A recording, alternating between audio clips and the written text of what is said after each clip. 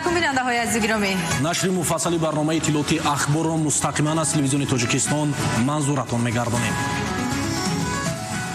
24 اپریل آغاز ماه شریف رمضان در تاجیکستان. به مناسبت فرارسی این ماه پرزیدنت جمهوری تاجیکستان پیشوای ملت محترم امامعلی رحمان مردم شرفمند تاجیکستان را تبریک نمودند.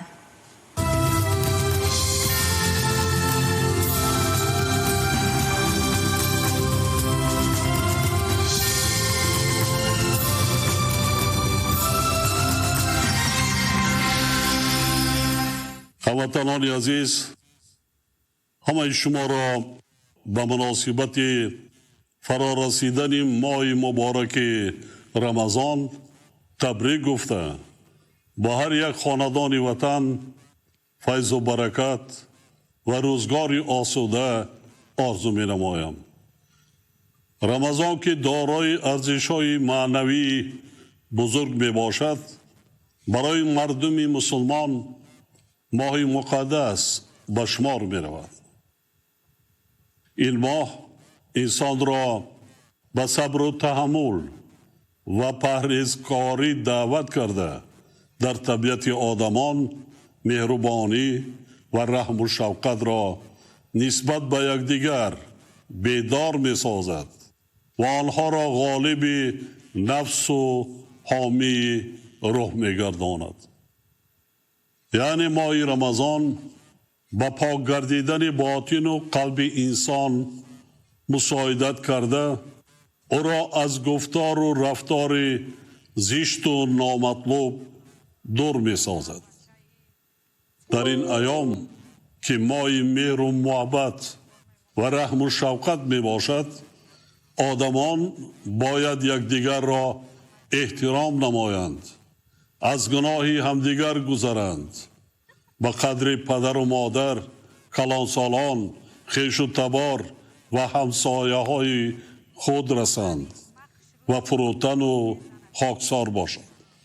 در این ماه مبارک برابر بجا آوردن طاعت و عبادت و ظاهر نمودن مهربانی و صمیمیت، اجرای عملهای صالح از قبیل خیر و احسان و پرهیزگاری از جمله بهترین فضیلت‌های انسانی و ایمانی دانسته شده است. شخصان پرهیزگار و خیرخواه در ماه شریف رمضان کارهای ثواب را بیشتر انجام می‌دهند. به یتیمان و معیوبان، کم‌بضاعتان و درماندگان و محتاجان و مسافران دستی کمک و یارمندی دراز می‌کنند. آمیزش و پیوند استوار ارزش‌های ملی و دینی و فرهنگی ما را به عمل‌های خیر و ثواب، صرفه سرشتکاری، تربیت درستی نسل نورس و ترغیب علم و معرفت هدایت می‌کند. پیامبر اسلام در خطبه خود به مناسبت آغاز ماه شریف رمضان از شخصان ثروتمند و دارا دعوت کرده است. با فقیران و درماندگان کمک و یاری رسانید.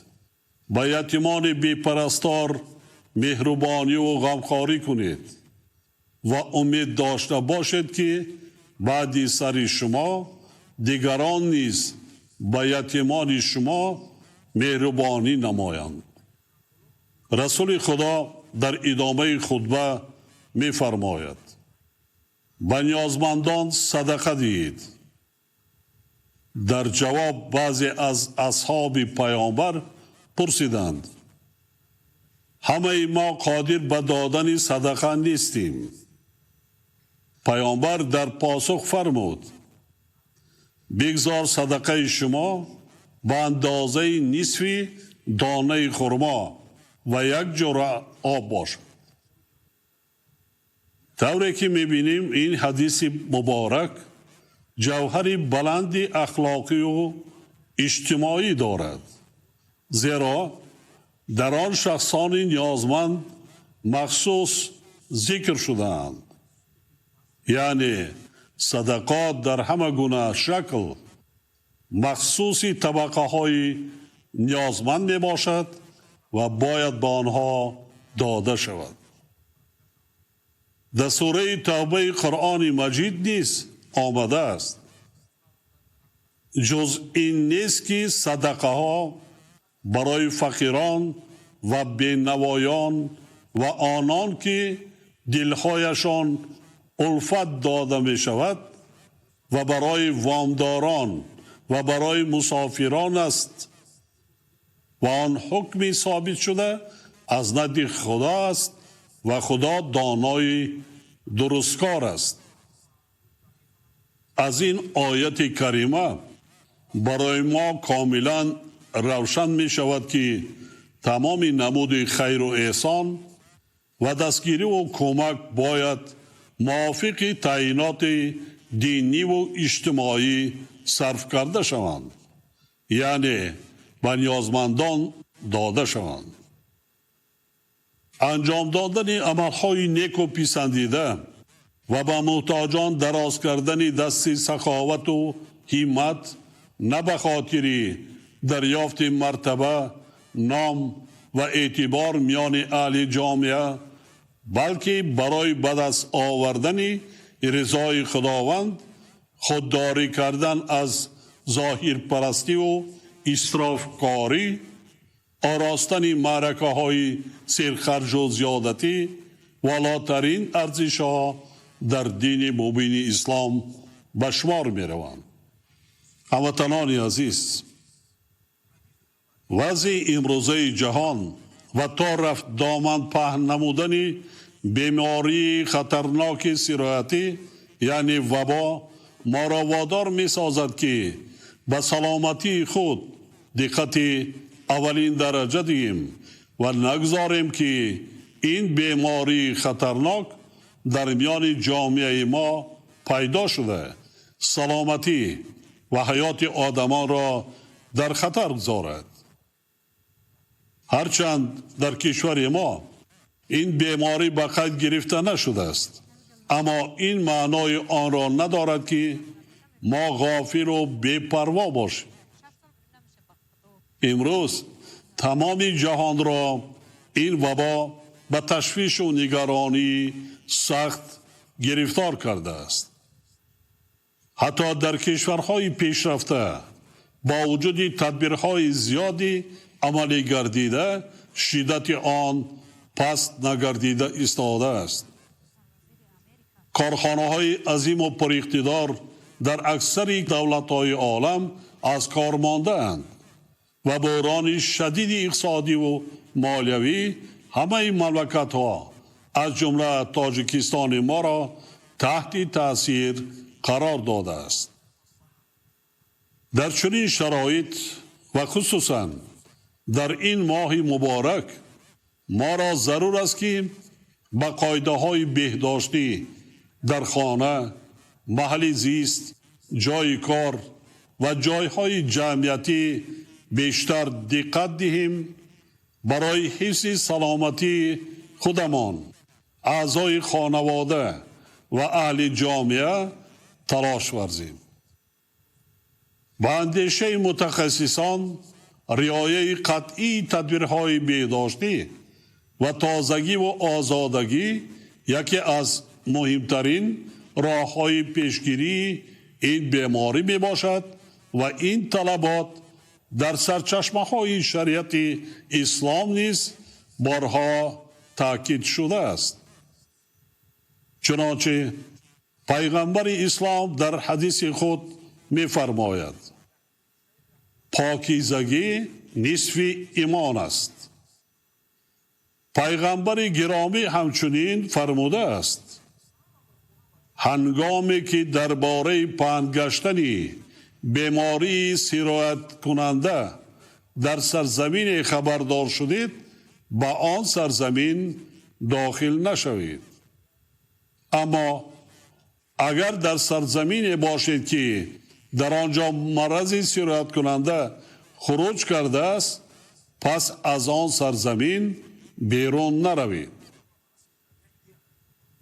در جای دیگر به این معنی گفته است انسان خود و دیگران را از خطرهای ناگهانی احتیاط نماید و از بیماری هایی که خصوصیت سرایتی دارند برحذر سازد. باور دارم که مردم تحملگرای ما این مشکلات را نیز با صبر و تمکین پس سر کرده با زحمت صافدلانه مشغول می شوند. هر یک وجب زمین را که رزق و روزی اهل عائله و مردم است ثمرناک استفاده می نمایند و به خاطر فراوانی دسترخوان خویش سرجم و اهلانه زحمت میکشند.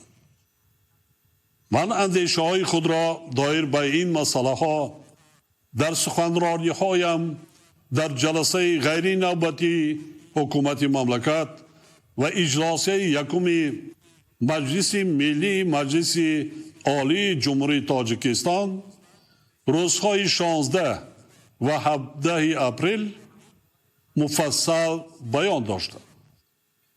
حالا بار دیگر به هموطنان عزیزم خاطر نشان می سازم که ماه رمضان این ساله علاوه به بیماری خطرناک کرونا ویروس به دوره اوج کشت و کار بهاری و جمع‌آوری حاصل بر وقتی برابر آمد.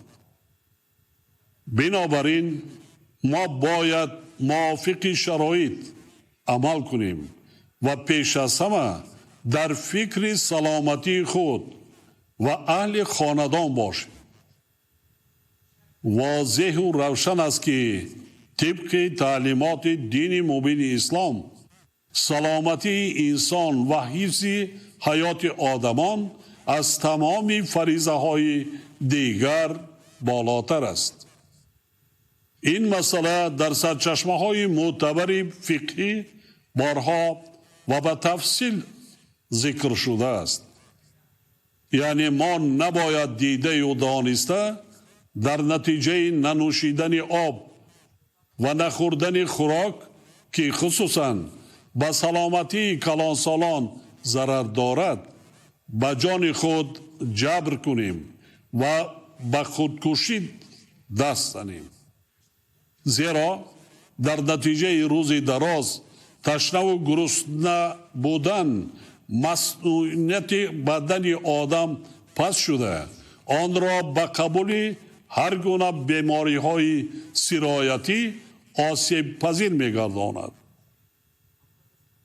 اکثر فقیهان اسلامی مقرر کردند که به کشاورزان، چارواداران و شخصان مشغول با دیگر کسب و کارهای پرمشقت که گرسنگی یا تشنگی سخت به سلامتی آنها ضرر میرساند خوردن روزه اجازت است. یعنی شخصانی که آسایش جامعه از کسب و کار آنها وابسته می باشد و به عباره دیگر در خدمت مردم هستند می توانند در اساس سبوکی های ذکر شده روزه خود را به وقت دیگر گذارند. من از همه آنهایی که در صحرا کار میکنند و به استحصال نعمتهای مادی مشغولند دعوت میکنم که به خاطر سلامتی خود و اهل خاندان رزق و روزی عائله‌شان و مردم مملکت اینچنین تامین کردن بازار استعمالی مملکت با مواد غذایی از این سبوکی استفاده کرده گرفتن روزه را به وقت مساعد دیگر مفقود گذارند. چون این آدمان نباید به رزق و روزی اعضای عائله‌شان ضامن شوند و سلامتی و حیات آنها را تحت خطر گذارند. زیرا ما اگر امروز کار نکنیم در تیرما و زمستان در پیش ایستاده روزگار هر یک عائله به سختی‌های زیاد دچار می‌شود. قحطی و قیمتی و نقص به وجود می‌آید. ما و شما نباید با امید دیگران شویم، چون که امروزها همه کشورهای عالم در فکر حل مشکلات خودشان هستند و کسی نمی‌داند که این حالت چقدر ادامه می‌یابد و در پیش ما را باز چه مشکلات دیگر انتظارند.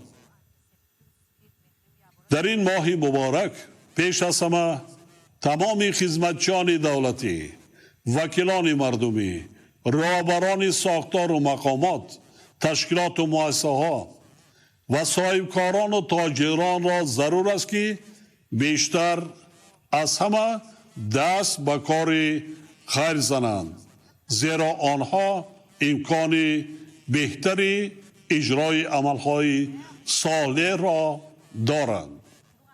با در نظر داشت این که سال جاری یکی از وزن‌ترین سالها در حیات بشریت از جمله مردم ما در آغاز هزاره نو می باشد، من در جلسه حکومت تمام رهبران و مسئولان را دایر به 40% زیاد کردن میدان کشت کارتوشکا یعنی نان دویم و تا 60% افزایش دادن مساحت کشت تکراری غلطانگی ها از جمله جواری مکه، شالی، لوبیاگی ها و زراعت های دیگر وظیفه‌دار نمودم. در شرایط امروزه ما باید به هر یک عائله این مسئله را فهمانیم که هر یک وجب زمین از جمله قطعه های زمین نزد اولگی و زمین های پرزیدنتی برای استحصال مواد غذایی استفاده کرده شود. ما باید من بعد نیز اهلانه زحمت کشیم، به دولت و خلق تاجیکستان صادقانه خدمت کنیم، برای هموطنانمان جایهای کاری تأسیس دهیم و کارهای آبادانی را طبق نقشه تصدیق گردیده به استقبال جشن بزرگ ملیمان 30 سالگی استقلال دولتی بیش از پیش گسترش و وسعت دهیم. در خاتمه بار دیگر همه شما هموطنان عزیز را با فرارسی این ماه مبارک تبریک نموده به خاندان هر یک شما زندگی آرام و پرسعادت و به کشور عزیزمان صلح و ثبات، پیشرفت و آبادی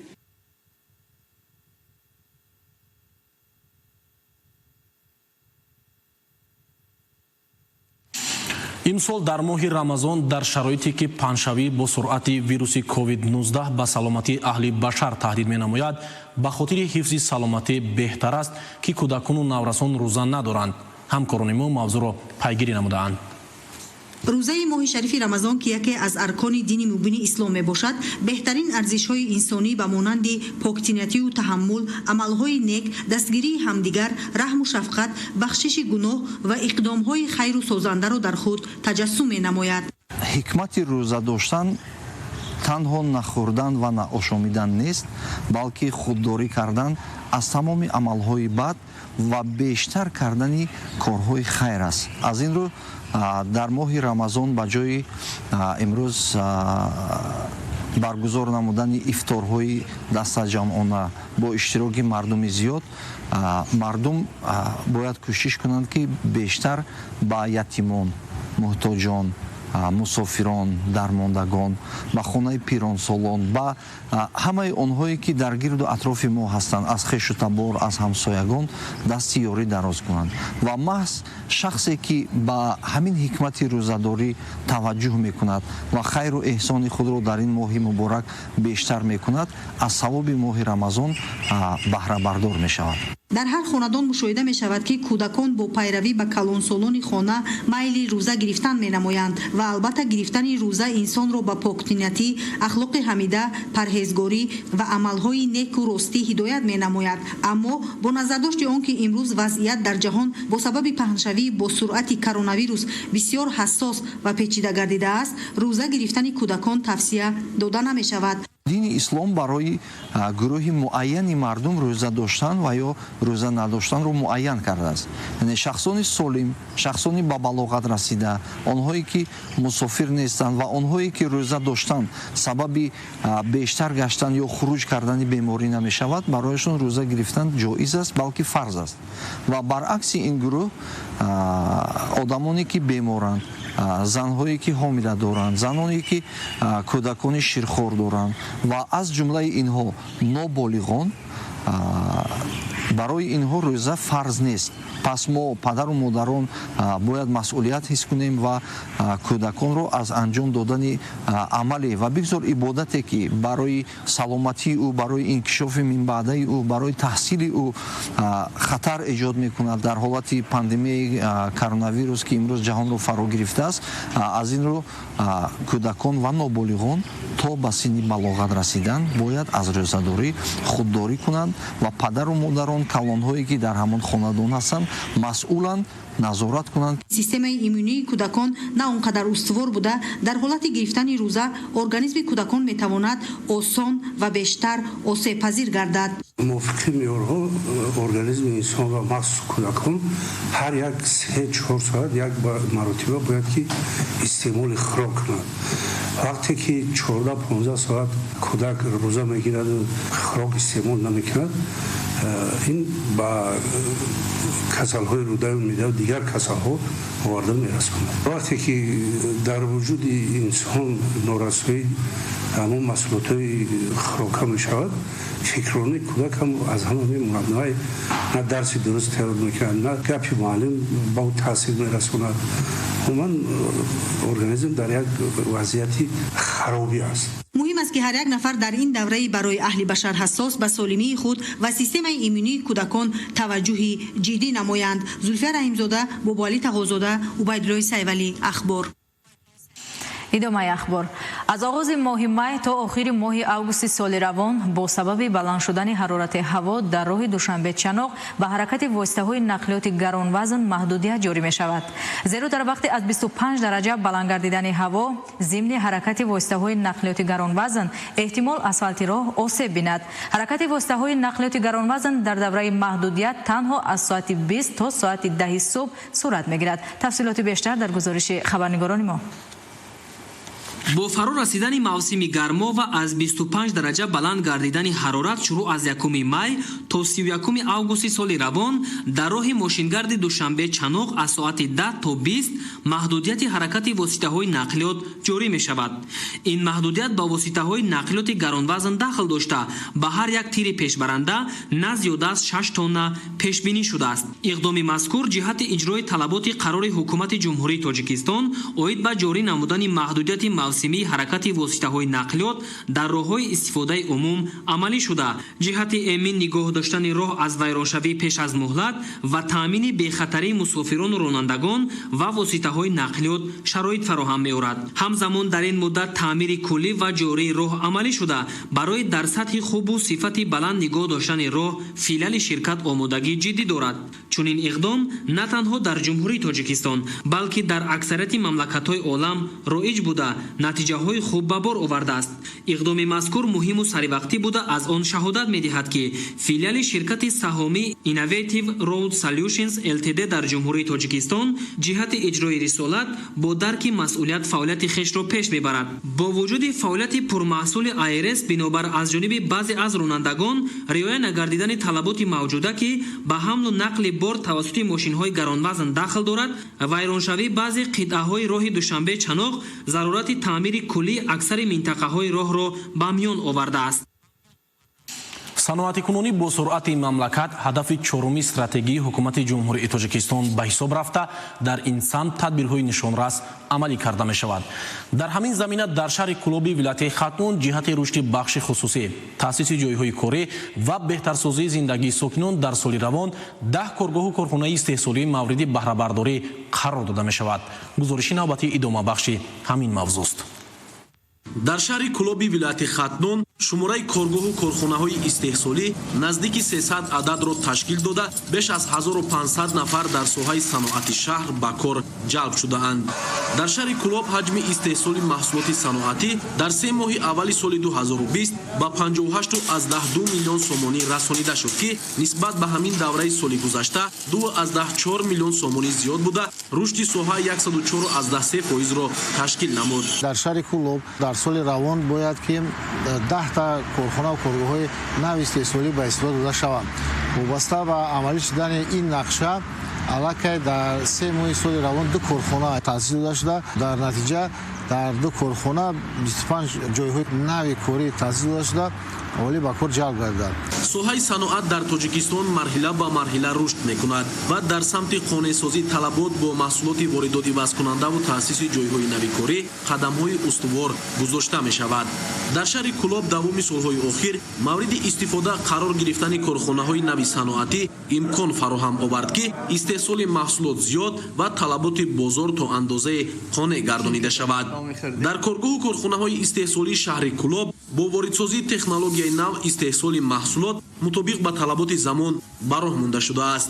барои рушди соҳаи саноат дар шаҳр диққат ҷиддӣ зорӣ карда мешавад. дар шаҳр минтақаи саноатӣ таъсис дода шуда, 6.9 гектар барои минтақаи саноатӣ ҷудо гардида, айни замон ба 9 нафар соҳибкор дар он минтақа заминҳо ҷудо гардиданд ва корҳои сохтмонӣ, корхона ва коргоҳҳои саноатӣ дар ин минтақа айни замон идома дорад.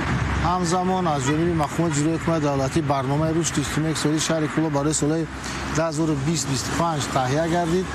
бо тамоми вазорат, идораҳои дахлдори ҷумҳуриявӣ лоиҳаи қарор мувофиқа карда шуда, айни замон барои баррасӣ ба ҳукумати ҷумҳурии Тоҷикистон пешниҳод гардид. бояд қайд кунем, ки дар ин барнома 221 лоиҳа ба маблағи зиёда 6 миллиард пешбинӣ шуда. дар доираи барнома бояд 15 корхонаи саноатӣ, аз он ҷумла корхонаҳои коркарди пашм, пӯст, корхонаи коркарди меваву сабзавот, истеҳсоли ниҳоӣ пахта, яъне ресандагӣ, бофандагӣ, дузандагӣ пешбинӣ гардида ва дар ҳолати амалӣ гардидани барномаи мазкур 9000 ҷойҳои нави корӣ таъсис дода хоҳанд шуд.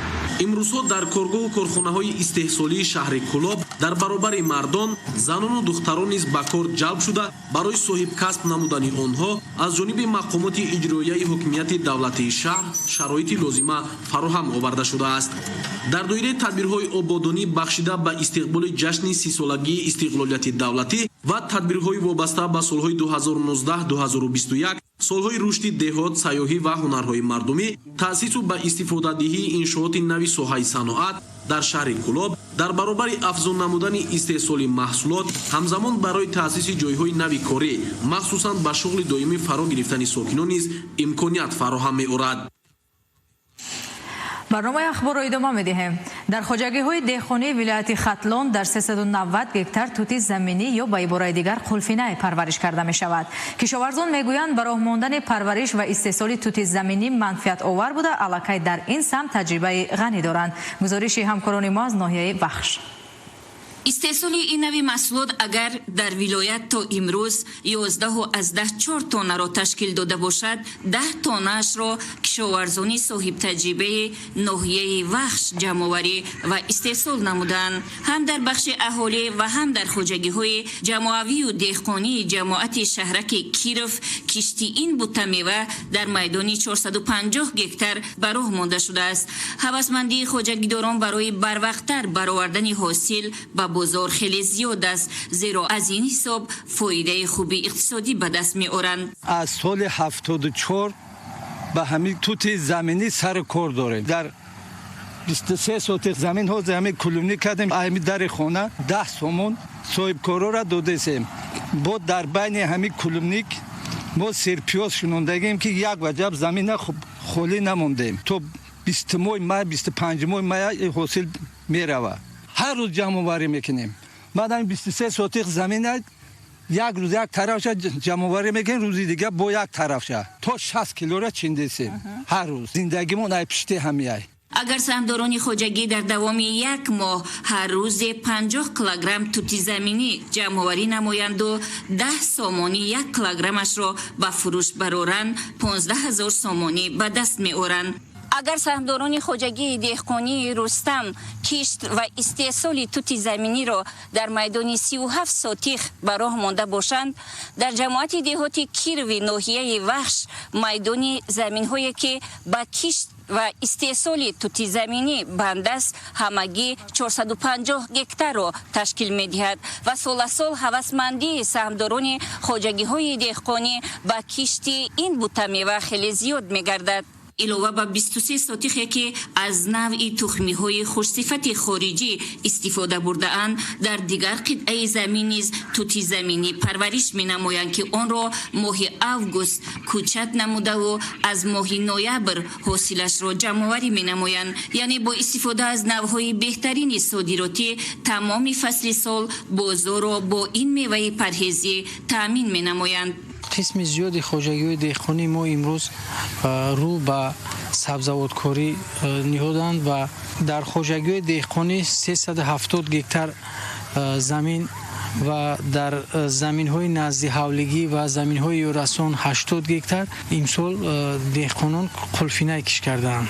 کشاورزان این منطقه در پرورش توتی زمینی تجربه بای و بی‌نظیر دارند. خوجگی‌داران با تجربه بعد گرفتن حاصل در کشت تکراری مکه دان و دیگر زراعت غله‌دانگی کشت نموده، ثمرناک و عاقلانه استفاده بردن زمین و با گرفتن چند حاصل موفق می‌گردند. بر وقت‌تر می‌برویم اندازی زمین می‌سپریم بود در زندگیمون کمبودی نمیکنیم. وادی یک 10 روز پس بود دیگه زراعت کش میکنیم. مکه دون زراعتی که تیز به خطه برسه و به بزرگ بروریم. توسعه زراعت ایم زمینو میگیریم. البته با استفاده از اقلیم مساعد و امکانیت و حقوق خویش امروز خوجگی‌های دهقانی در کشت، استحصال و فروش محصولات استحصال نمودهشان آزادی کامل دارند. بنابراین محصولات استحصال می‌نمایند که در بازار خریداری بیشتر داشته باشد و از جهت اقتصادی منفعت زیادتر بیارد. جمع‌آوری سبزوات барвақтӣ ва картошка дар ноҳияи шаҳри Туз оғоз гардид. То имрӯз аз ин ноҳия ба миқдори 10 тонна картошка ва зиёда аз 300 тонна пиёз ба бозор бароварда шудааст. Заминҳои холида шуда бошанд аллакай барои кишти такрорӣ омода карда шудаанд. гузориши хабарнигорони мо. ساکنان ناحیه شهر توز زمین‌های کارم کشاورزی را ثمرناک استفاده برده همه نمود زراعت کشاورزی را کشت و پرورش می‌نمایند. امروز کارتوشکا در زمین‌های نزد حولگی ساکنان پخته رسیده است. بازارگل حیتلی‌اوا یک ساکن ناحیه همراه با اهل عائله امروز کارتوشکای نزد حولی‌اش را که ماه دکبر سال گذشته کشت کرده بود جمع‌آوری نمود. او از حاصل به دست آمده قناعتمند میباشد و ابراز می‌دارد که مهنت پیوسته عائلوی آنها حاصل خوب را به بار آورده است. کارتوشکا را ساکنان به شهر دوشنبه و دیگر شهر و ناحیه‌های مملکت انتقال می‌دهند. ساکن دیگری همین ناحیه در زمین نزد حولگیش گرمخانه تشکیل نموده است و چند روز است از آن بودرینگ جمع‌آوری نموده به بازار می‌برد. ما در حوالی 21 سوتق زمین دارم. یکم سوتق گرمخانه تشکیل کردگی همین بادرین 4 بار 5 بار چندیم حاصل خود را کشت کرده باشد نفر دیگر گندم، زراعت لوبیاگی و پولیزی کشت نموده است. نشونمای سبزوات، غله‌دانگی ها، پولیزی و زراعت تکنیکی و غیره در همه شکل‌های خوجگیداری ناحیه شهر توز خوب بوده. انتظار می‌رود که امسال حاصل فراوان خواهد شد. هر یک ساکن ناحیه شهر توز از جمله کشاورزان آن کوشش دارند با استفاده وسیع و ثمرناک زمین در تامین بازار استعمالی با محصولات خوش‌صفت کشاورزی سهم گذاشته باشند. در ناحیه ما 8237 گکتار میدان کشتی آبی هست که از آن جمله در میدان 180 گکتار کشتی کارتوشکا گذرانده شده است. بعداً در میدان 561 گکتار کشتی پیاز گذرانده شده است که اینا کشتی اساسی یعنی کشتی ترامایی بودند. اون میدان کشتی کارتوشکا که امروز تیار شده است. ما الکی با بازارهای جمهوری با مردم پیشکش کرده ایستادیم. تمام نمودی محصولات خوراک، اساسا خوراک کشت شده است. کشت کارتوشکا، کشت چسناک، کشت پیاز، گوییم که کشت مکه دان، بعد از آن کشت گندم، بعد از آن کشت پخته کشت شده است. در ناحیه خواجگی دهقانی زیاده از 2000 فعالیت کرده ایستادند که طبق دورنما ما محصولات خواجگی قشلاق با اونها تقسیم کرده دادگی هستیم. زمینه اساسی تامین گردیدن سرحاصلی را کشاورزان ناحیه در رعایت درست طلبات اگرتکنیکی یعنی آب و غذادهی سریوقته، کارکرد بین قطارها و نگاهبین همیشگی از روی توصیه متخصصان ساحه می‌دانند. یک اساسهای سرحاصل بودن همین زمین‌های کشاورزی این موجود بودن آب می باشد. هیچ کمبودی نیست. در ناحیه شهرتوز تا حاضر یگان تنقیصی نیست. آب سر وقت و دهقانان رسانیده هستند. کانال‌ها تازه کردگی‌اند و دروازه‌های نو شنوندن، اکسکواتور دادن مودا. ما فقط وظیفه‌دار هستیم که آب را سر وقت تامین کنیم. در بعض خواجگی‌های دهقانی و جمعیتی ناحیه الکی کشاورزان زمین را برای کشت دوم آماده می‌کنند، زیرا آنها الکی حاصل یکم را جمع‌آوری کرده فایده خوب نیز به دست آورده‌اند. اینجا 15 هکتار زمین داریم. کارتشکا کوریدیم، مکای دان کوریدیم، پخته کوریدیم. 70 صدیق چسناک داشتیم، اما بازی کندیمش بود جوش داد لوبیاگی کشت میکنیم. کوشش کردیم که سوانالوگ زمین رو استفاده بریم و با بعدی کارتشکا با مکای دان نصیب باشد میشینانیم. جمع‌آوری پیاز باشد در خواجگی‌های کشاورزی ناحیه به طور عمومی آغاز گردیده است. خواجگیداران با جلب شماره زیادی ساکنان در صحرا سرگرم کار بوده، با استفاده از امکانات مساعد و سفربر نمودن اقتدار ضروری پیاز را جمع‌آوری نموده به بازارهای کشور از جمله پایتخت مملکت شهر دوشنبه انتقال داده ایستادند. امسال 1 هکتار پیاز کوردیم، نصیب باشه بازار خدمت بروریم، مقصد که خلق خدمت استعمال کند، خریدارا آمدن دارد، نرخ کردن دارد. نه از مهنت کردیم، من پیازی ساز شد، من مهنت کنیم حاصل ساز میشود. خلاصه سرگرم کار بودن مردم ناحیه شهریتوز در صحرا و سبزیش خوبی همه نموده زراعت کشاورزی در تمام شکل‌های خواجگیداری بازگوی آن است که امسال در بازار و دکان‌های مملکت محصولات کشاورزی فراوان می‌گردد. صدرالدین سراجی مهروز جمعه سفربک حضرت برای برنامه اخبار. در ناحیه یابان ولایت ختلان کشاورزان با مقصد تأمین ساکنان با محصولات تر و تازه در 4 فصل سال قطعه‌های زمین را ثمرناک استفاده می‌نمایند. عین زمان کشت پخته در ناحیه با مرام ادامه دارد. گزارش خبرنگارانمان از ناحیه یابان. اهل زحمت ناحیه یابان ولایت ختلان با استفاده از اقلیم مساعد و با توسعه علوم ساحه و درست برای ماندن اگرتکنیکای کشاورزی هر پارچه زمین را ثمرناک استفاده می‌نمایند. کشاورزان از زحمت حلال خویش حاصل دلخواه به دست آورده هم سطح زندگی خویش را بهتر می‌نمایند و هم در غنی گرداندن بازار استعمالی مساعدت می‌کنند. موافق اطلاع مسئولین ریاست کشاورزی ناحیه یابان 25182 هکتار زمین‌های للمی و آبی موجود بود. دهقانان با استفاده از شرایط مساعد کارهای کشاورزی را در سطح بلند به راه می‌مانند. همچنین از این شماره 21243 هکتارش آبی میباشد. امروزها الکی در میدان‌های کشت ناحیه کشت پخته شروع گردیده. در میدان 11024 هکتار کشت پخته پرورش نمودند که نسبت به سال گذشته 68 هکتار زیاد میباشد. موافق نقشه در ناحیه خواجگی‌های جمعیتی و دهقانی در میدان 22484 هکتار کشت زراعت را به نقشه گرفتند. در میدان 1792 هکتار سبزیجات، 1819 هکتار پیاز، 80 هکتار سبزی، 110 هکتار کرم، 220 هکتار پامیدور، 200 هکتار بادرنگ، 550 هکتار پامیدور و 20 هکتار دیگر نمودی سبزیجات ها. عین زمان کشتی همه این نمودی زراعت در اساس نقشه تامین گردیده. فقط در ناحیه کشتی زراعت های اساسی پخته با مرام ادامه دارد.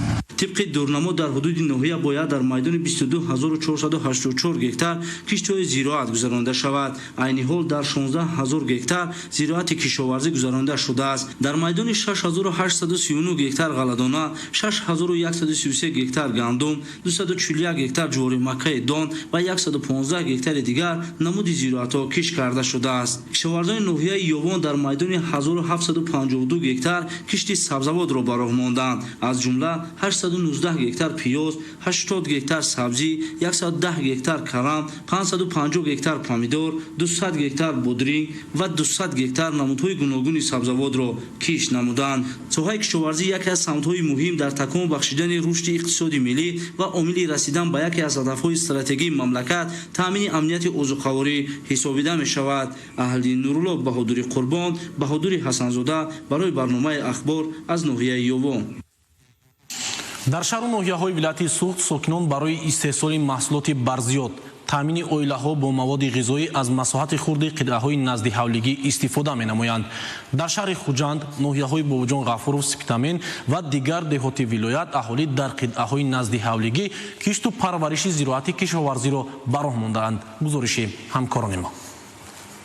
ба маълумоти сарёсати кишоварзии вилояти суғд, масоҳати заминҳои корами обӣ дар вилоят 167910 гектар буда, дар мавсими имсола дар 60000 гектар замин кишти пахта ва дар 107000 гектари боқимонда кишту парвариши зироати кишоварзӣ, ғалла 51000 гектар, картошка 30000 гектар, сабзавоту полизиҳо 16337 гектар ва дар боқимонда заминҳо пиёзу дигар анвои зироати кишоварзӣ ба роҳ монда шудаанд. ба мувофиқи пешбинӣ кишти такрорӣ низ ба роҳ монда шуда ҳаҷми истеҳсоли маҳсулот афзун мегардад.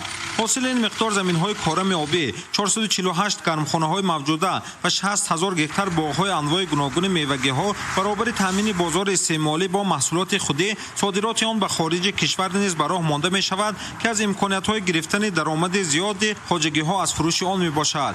баробари мавҷудияти имкониятҳои соҳаи кишоварзӣ дар таъмини бозори истеъмолӣ, оилаҳо заминҳои назди ҳавлигии хешро самаранок истифода бурда дар қитъаҳои хурд парвариши маҳсулот, помидору бодиринг, кабудиҳо, картошка ва дигар зироатҳоро ба роҳ монда ва ин восита эҳтиёҷоти оилаҳои хешро бо маҳсулоти зарурӣ таъмин менамоянд.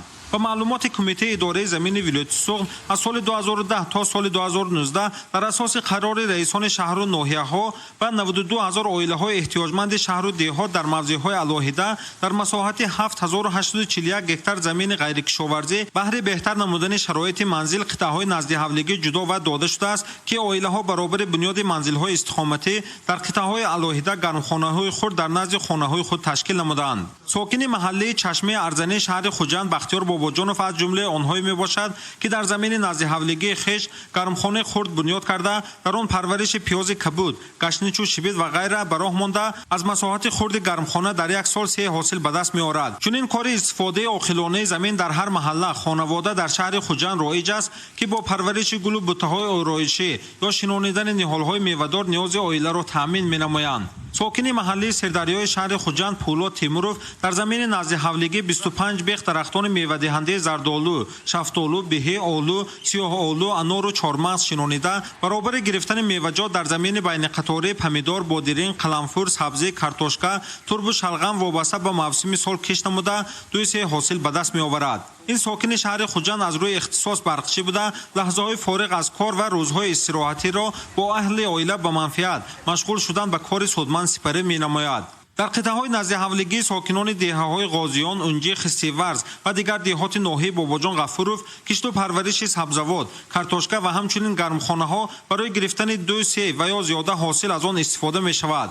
чунин тарзи маданияти истифодабарии қитъаҳои назди ҳавлигӣ боиси таъминоти оила, беҳтар шудани сатҳи зисту зиндагии онҳо мегардад. қитъаи назди ҳавлигӣ мо аз 13 соати иборада моҳҳои январ кишти подпленка картошка кишт кардем.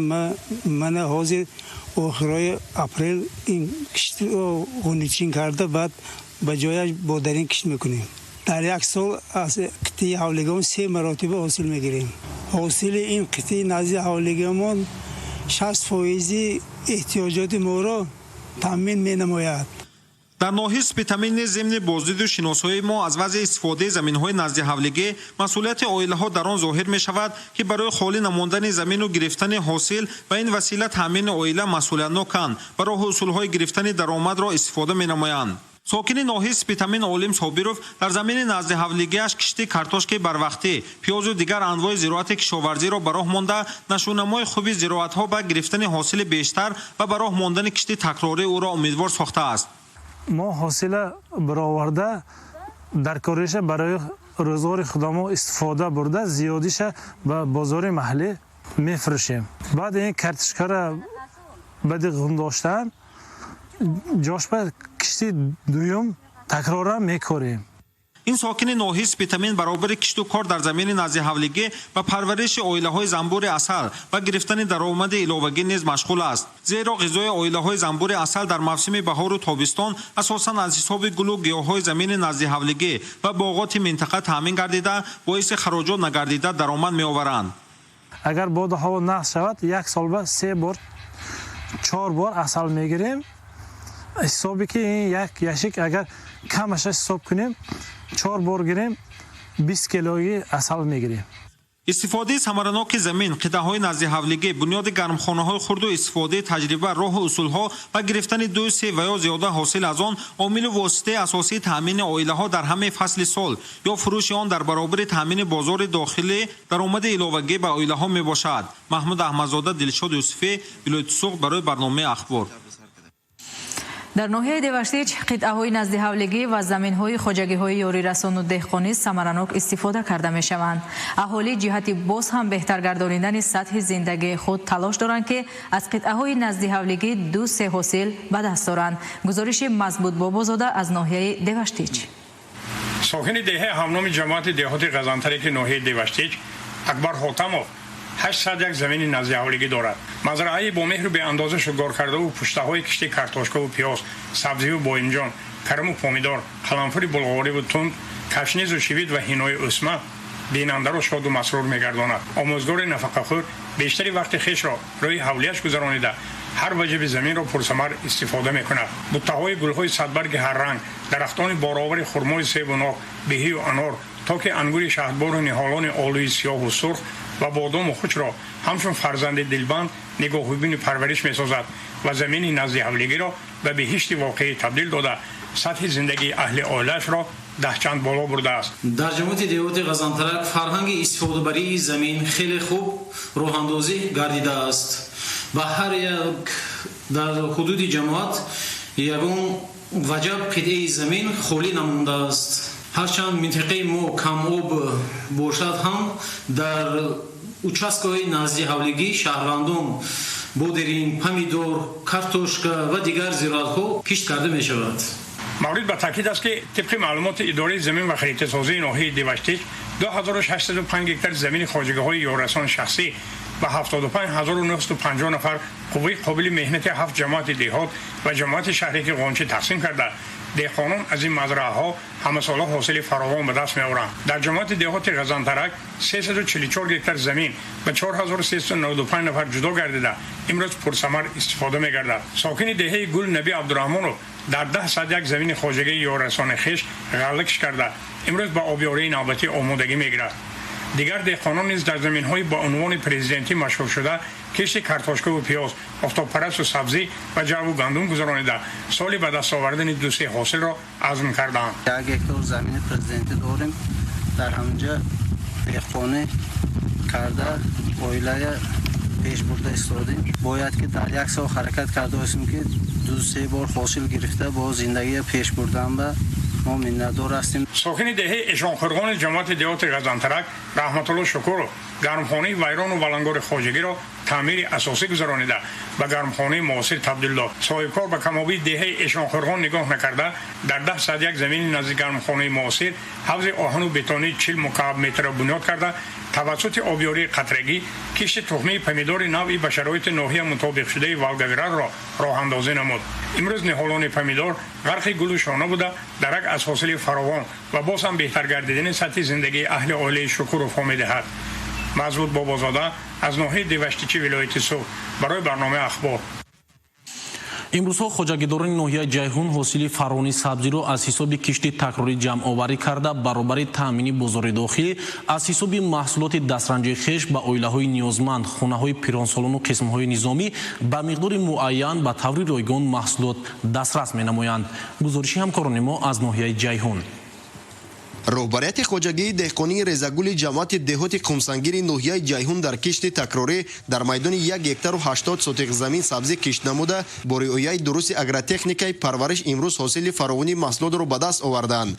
аҳли заҳмат сол аз сол баробари ба даст овардани фоидаи соф ва аз ин ҳисоб ғанӣ гардонидани дороии хоҷагӣ инчунин дар амалҳои хайру савоб камари ҳиммат мебанданд. дар доираи сиёсати иҷтимоии ҳукумати мамлакат деҳқонон тасмим гирифтанд ки имсол ҳосили расидаи сабзиро ба пуррагӣ ба қисмҳои низомӣ вазорати мудофиа дар ҳудуди шаҳру ноҳияҳои Душанбе, шаҳри Бохтар, Восе, Кушониён, ноҳияи Абдурахмони Ҷомӣ ки беш аз 100 тонна сабзиро дар бар мегирад ба таври ройгон ҳадя намуданд. ман дар майдони хоҷагии деҳқонӣ ки 1 гектар 80 сотиқро ташкил мекунад сабзӣ коридам. дар ҳози айни замон зиёда аз 100 тонн зиёд сабзӣ ба частҳои қисмҳои низомии ҷумҳурӣ сафарбар мекунем. хоҷагии деҳқонии резагул дар майдони 7 гектар доман паҳн карда саҳмдоронаш бо меҳнати софдилона ва тавсияҳои мутахассисон фаъолияти меҳнатии худро пеш бурда бо рӯёнидани ҳосили маҳсулоти гуногун баробари таъмини эҳтиёҷоти рӯзгори худ инчунин дар фаровонии бозор саҳмгузорӣ менамоянд. ин иқдоми наҷиби аҳли заҳмат сарбозону афсарони қисмҳои низомии болозикро роҳбаланд намуда дастаҷамона ба ҷамъоварию захираи маҳсулот машғул гардиданд. қобили зикр аст ки фаровонии бозор ва дар маҷмӯъ таъмини амнияти озуқаворӣ аз баракати кори барзгарон вобастагӣ дошта инчунин рушди рӯзафзони ин соҳа барои пешрафту беҳтар гардидани сатҳи рӯзгори сокинон мусоидат намояд. саҳмдорон ва роҳбарияти хоҷагии деҳқонии резагул ният доранд ки минбаъд низ чунин иқдоми некро пайваста амалӣ карда дар ин роҳ дар рушди босуботи кишвари азиз заррае ҳам бошад саҳм дошта бошанд. худойдоди раҷаб, Искандари Саид, ноҳияи ҷайҳун, ахбор. дар ноҳияи Абдурахмони Ҷомӣ зиёда аз 4700 сар чорвои калони шохдор, 5000 сар чорвои хурд, 11240 сар парранда ва наздики 1000 асп парвариш ва нигоҳубин карда мешавад. мубориза бар зидди бемориҳои сироятии чорво яке аз омилҳои муҳими равнақи соҳа дониста мешавад. тавзеҳи бештар дар гузориши ҳамкоронамон. дар шароити кӯҳистони тоҷикистон чорводорӣ яке аз соҳаҳои афзалиятнок ба ҳисоб рафта рушди он имкон медиҳад ки аҳолӣ бо маҳсулоти ширу гӯшти таъмин ва ҳадафи сеюми мамлакат таъмини амнияти озуқавориро татбиқ карда шавад. барои зиёд шудани саршумори чорво гузарондани ташхис, табобат ва пешгирии бемориҳои сироятӣ басо аҳамияти аввалин дараҷа дорад. риоя кардани қоидаҳои санитарию ветеринарӣ барои бехавф мондани чорво аз ҳар гуна бемориҳои сироятӣ талаботи муҳими замон барои чорводорон ва мутахассисони соҳа дониста мешавад. таъмини биологии чорводорӣ ки он амнияти чорводорӣ, омӯзиши ҳолати эпизотӣ, мубориза бар зидди бемориҳои сироятию инвазионии чорворо дар бар мегирад. аз ҷониби масъулини соҳа ҷиҳати амалисозии ин масъалаҳо корҳои илмию амалӣ тадриҷан гузаронида мешаванд. иқлими ноҳияи Абдурахмони Ҷомӣ барои парвариш ва нигоҳубини чорво мусоид аст ва масъулину чорводорони пешқадами ноҳия пайваста ба олимони соҳа дар робита мебошанд. имрӯзҳо ки вақти интиқоли чорво аз чарогоҳҳои зимистона ва баҳорию тобистона мебошад барои бехавф кӯчонидани чорво чорабиниҳо пайваста роиҷанд то ҳангоми ивазкунии чарогоҳҳо ҳолати бемориҳои сироятӣ миёни чорво пайдо нашавад. агар мо чорво сари маҳал аз касалиҳои сироятӣ пешгирӣ накунем ё ин ки аз ҳамин касал чорворо мо зафт кунем ва дар ягон бозор дар ягон ҷо бифурӯшем мебинем ки даҳҳо садҳо одамон ин касал сироят меёбанд. аз ҷониби олимон барои эмин мондани ҳайвонот аз бемориҳои зидди сиҳрон ва бои сомдард, хорӣ, трелиоз, пастерелиоз ва дигар намуди бемориҳо ваксинаҳо омода гардида ба истифода дода шуданд. аз ҷониби олимон дар 3 моҳи соли 2020 як патент оиди таҳияи маводи зидди гелминтӣ ва инчунин 3 қарори мусбат аз маркази миллии патенти иттилоот гирифта шуд. ин ҳам бошад як номдаш оиди тарзи пешгирии касалии сироятии чорвои кишоварзӣ ва 2 штамеки барои тайёр кардани гӯем ки ваксинаи зидди салмонеллез ва пастилози чорвои кишоварзӣ ва як штами он барои зидди пешгирии кластерози чорвои хурди шохдор аст. ва инчунин дар 3 моҳи соли ҷорӣ аз ҷониби олимон سه دستور توصیه‌نامه تهیه گشت، آن از چاپ برآمد و برای تصدیق به کمیته به خاطر عضوکاری نزد حکومت جمهوری تاجیکستان پیشنهاد کرده شد. در رشد ساحه چارواپروری مسئله تامین چاروا با خوراک، رعایت قاعده‌های سانیتاری و استحصال مواد وترینری نقش اساسی را می‌بازد تا چارواداری رشد یابد و بازار با محصولات شیر و گوشتی تامین گردد. فردوسی حیدرعلی، بهادر حسنزاده، الهام‌الدین کریم برای برنامه اخبار. кишоварзони ноҳияи рӯдакӣ дар истифодаи оқилонаву босамари замин таҷрибаи зиёд дошта дар қитъаҳои назди ҳавлигӣ истеҳсоли сабзавоти барвақтиро сол то сол зиёд менамоянд. аҳли заҳмати хоҷагиҳои деҳқонии ноҳияи рӯдакӣ дар заминҳои назди ҳавлигӣ гармхона ташкил намуда ба парвариши сабзавоти барвақтӣ аз ҷумла помидор ва бодиринг машғуланд. гузориши хабарнигорони мо. сокинони ҷамоати деҳоти ноҳияи рӯдакӣ дар самаранок истифода шудани заминҳои наздиҳавлигӣ ва таъмини бозори маҳаллӣ бо маҳсулоти босифати кишоварзӣ нақши муҳим доранд. дар истеҳсоли барзиёди сабзавоти барвақтӣ аз ҷумла помидор ва бодиринг деҳқонони хоҷагиҳои ҷамоати деҳоти ноҳияи рӯдакӣ сами назаррас доранд. аз рӯи тавсии мутахассис амал намудани риоя кардани талаботи кишт ва парвариши зироати кишоварзӣ дар гармхона асоси серҳосилӣ мебошад ва ин раванд дар тамоми хоҷагиҳои кишоварзии ноҳияи рӯдакӣ дар сатҳи зарурӣ бароҳ монда шудааст. яке аз омилҳои асосии фаровонҳосилӣ дар соҳаи кишоварзӣ ин пеш аз ҳама оқилона истифода бурдани замин ва риояи дурусти қоидаҳои агротехникӣ мебошад. дар ҳудуди ҷамоати деҳоти чорякорон ва чортепаи ноҳияи рӯдакӣ канали чортепа ки дарозии он зиёда аз 4 километрро дар бар мегирад, ҳар сол дар мавсими кишти зироатҳо зиёда аз 2000 гектар заминҳои хоҷагиҳои деҳқониро бо оби полезӣ таъмин менамояд. дар натиҷаи солҳои тӯлонӣ фаъолият намудан ҳамасола дар мавсими обёрӣ бо истифода аз техникаи мавҷуда канали мазкур аз ҷониби идораи давлатии беҳдошти замин ва обёрии ноҳияи рӯдакӣ тоза карда мешавад. бо мақсади дар мавсими обёрӣ бо оби полезӣ таъмин намудани хоҷагиҳо, идораи давлатии беҳдошти замин ва обёрии ноҳияи рӯдакӣ тадбирҳои заруриро амалӣ карда нақша доранд ки канал ва ҷои забурҳои боқимондаро пурра тоза намуда саривақт кишоварзонро бо об таъмин намоянд. бобокон аминзода, убайдуллои сайвалӣ, ахбор. бар асари боришоти пай дар пайи ҳафтаи гузашта ва омадани селу резиши сангпораҳо аз доманакӯҳои дохили канали ҳудуди ҷамоати деҳоти муксуи ноҳияи лағш пур аз лою шағал гардид. гузориши хабарнигорони мо дар ин хусус. кишоварзони ноҳияи лағш ҳар қитъа замини корамро оқилона истифода бурда дар истеҳсоли маҳсулоти кишоварзӣ махсусан картошка саҳм мегузоранд. бештари замини корами ҳудуди ҷамоати деҳоти муксуи ноҳияи лағш тавассути канали ғулама бо оби полезӣ таъмин карда мешаванд. инро ба инобат гирифта сокинон қабл аз оғози мавсими обмонӣ аз ҳама имкониятҳои мавҷуда истифода бурда мавзеъҳои харобгардидаи каналро барқарор намуда сангу шағар ва лою хокро ки бар асари боришоти рӯзҳои гузашта ба амал омаданд тоза мекунанд. оби полезӣ аз пиряхҳои баландкӯҳ сарчашма гирифта тариқи канали калони обрав интиқол меёбад. соли ҷорӣ барои тоза кардани канал ва беҳтар сохтани ҳолати имрӯзаи он аз ҳисоби пойгоҳи таҷрибавии ҷиргатоли институти боғпарварию сабзаводкории академияи илмҳои кишоварзии тоҷикистон тадбирҳои муҳим амалӣ карда шуда корҳо дар ин самт ҷараён доранд. тибқи иттилои масъулон ҳамасола кишоварзон дар қисми зиёди заминҳои корами обии ҷамоати деҳоти муксуи ноҳияи лағш картошка кишт мекунанд. сокинон таъкид медоранд ки агар ҳамасола канали мазкур тоза карда нашавад, онҳо дар фасли тобистон аз сабаби норасоии оби полезӣ ба мушкилӣ рӯбарӯ мегарданд. дар сурати тоза кардани канал ва васеъ намудани он ҳаҷми оби интиқолёбанда ба воситаи он зиёд карда хоҳад шуд. ин имконият фароҳам меорад ки қариб 200 гектар замини корами обии ҳудуди ҷамоати мазкур бо оби полезӣ таъмин карда шаванд. барои ба даст овардани ҳосили баланди картошка саривақт таъмин кардани заминҳои корам бо оби полезӣ хеле муҳим аст. пурқувват намудани сарбанд ва мавзеъҳои харобгардида имконият фароҳам меорад ки дар мавсими обмонӣ кандашавӣ ва талафёбии об пешгирӣ карда шавад. дар оянда низ чунин корҳои ободонӣ ва тадбирҳои созандагӣ аз ҷониби мақомоти иҷроияи ҳокимияти давлатии ноҳияи лағш вусъат ёфта барои ҳалли мушкилоти мавҷуда чораҳои муассир андешида мешавад.